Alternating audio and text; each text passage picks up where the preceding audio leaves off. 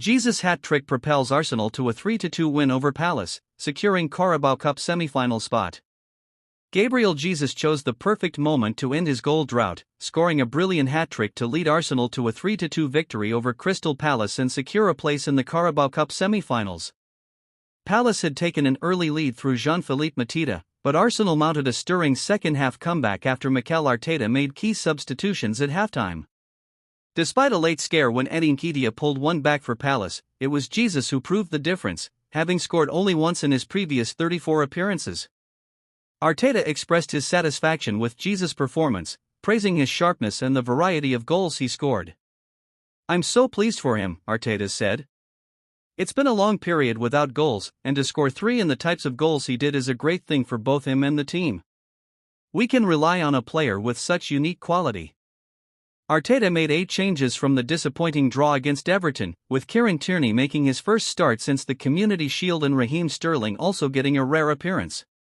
In contrast, Palace manager Oliver Glasner named 18-year-old Caleb Quora for a full debut, replacing the suspended Daniel Munoz. Palace's supporters had reason to hope, especially after Mateta capitalized on a defensive error by Arsenal's Jakub Kiwior in the 4th minute, calmly finishing past goalkeeper David Raya. Arsenal responded with a barrage of attacks, but Palace's defense held firm, including a clearance off the line and several saves by goalkeeper Dean Henderson. After a frustrating first half, Arsenal shifted the game in the second half with the introductions of William Saliba and Martin Odegaard. Arsenal's pressure mounted, with Sterling hitting the woodwork after a save by Henderson. The equalizer came from Jesus in the 54th minute, as he coolly chipped the ball over Henderson after being set up by Odegaard. As Arsenal gained momentum, Bukayo Saka replaced Sterling and set up Jesus for his second goal in the 73rd minute, despite an offside call that was not reviewed due to the lack of VAR in this competition. Jesus completed his hat-trick in the 81st minute, finishing off another Odegaard pass.